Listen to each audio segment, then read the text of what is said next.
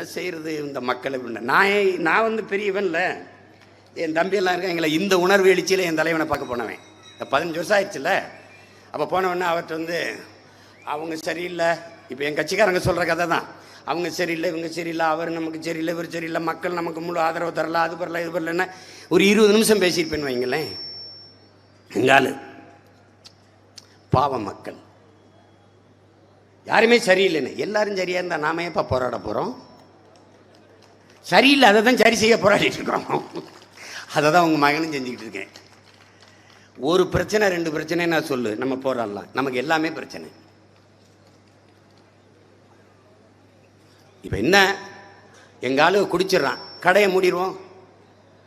வேலைக்கு வரலை, அவ்வளோதானே, உழைக்க வர மாட்டேங்கிறான். நான் கொண்டு வர்றேன், மேம்பாட்டு திறனை கூட்டுறேன், திருப்பூர் மாவட்டத்தில் 2 அலுவலகத்தை போடுறேன், பயிற்சியகத்தை போடுறேன், திறன் மேம்பாட்டு பயிற்சி, 10ஆப்பு 12ஆப்பு கல்லூரி, படித்து வர்ற பிள்ளைகளுக்கு வேலை.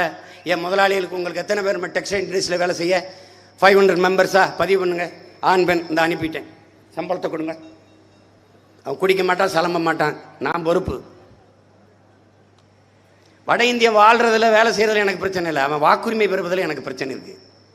ஏன்னா நாளை என் நாட்டு அரசியலையும் அதிகாரத்தையும் அவன் தீர்மானிப்பான். இப்பவே என் நாட்டு அரசியலும் அதிகாரமும் பிறமொழியாளன்ட்ட இருக்கு. நான் அடிமையா இருக்கேன். நான் என் சொந்த தாய் நிலத்தில் அடிமையா இருக்கேன். அதை உணர்ந்ததுனால திமிரோட திமிரி எழுகிறேன். நீ என்ன வேணாலும் பண்ணிப்பார், என்னை வீழ்த்துவது கடினம். விமர்சனங்களை தாங்க முடியாதவன் விரும்பியதை அடைய முடியாது. அவதூறுகளை கடக்க தெரியாதவன் அற்ப வெற்றியை கூட தொட முடியாது. இது உலக கோட்பாடு. எல்லாம் அவதூறா பேச்சுந்தான். ஐயா வைரமுத்து எனக்கு ஒரு கவிதை சுட்டு செய்தி போட்டாரு. சரளசலப்பு இல்லாத பணங்காடு ஏது, அவதூறு இல்லாத அரசியல் ஏது, தொடர்ந்து முன்னேறுங்கள், அவ்வளவுதான். இன்னும் என்னென்னமோ தான் பண்ணி பார்க்குற. நான் இந்த காதலை வாங்கி இந்த காதலை விடுற ஆள் கிடையாது தம்பி. காதலே வாங்க மாட்டேன், காதலே வாங்க மாட்டேன்.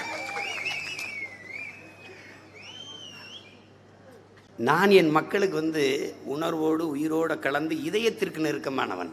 அண்ணல் காந்தியடிகள் சொல்றாருல, வாயிலிருந்து அவர் பேசுகிற வார்த்தை செவி வரைக்கும் தாண்டா சேரும், இதயத்திலிருந்து வார்த்தையில எடுத்து பேசுறா, அது செவிக்கலே போய் சிந்தனையை தூண்டுங்கிறார். அப்படி சேர்ந்து சிந்தனையை தூண்டியதால 2 கரையா நிக்கிற என் பிள்ளைகளை பார்த்துக்க, நீ பார்த்துக்க.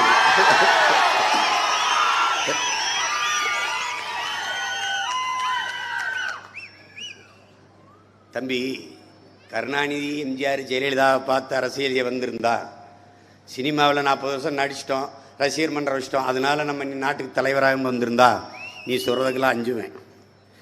2 சைனைடு குப்பியை நெஞ்சில கட்டிக்கிட்டு பையன் நான். அவன் எனக்கு சொல்லிவிட்ட பெரிய தத்துவத்தில் ஒன்றும் கிடையாது, சாக துணிஞ்சிரு, உனக்கு எல்லாம் சாதாரணமாக போயிடுன்ட்டான்.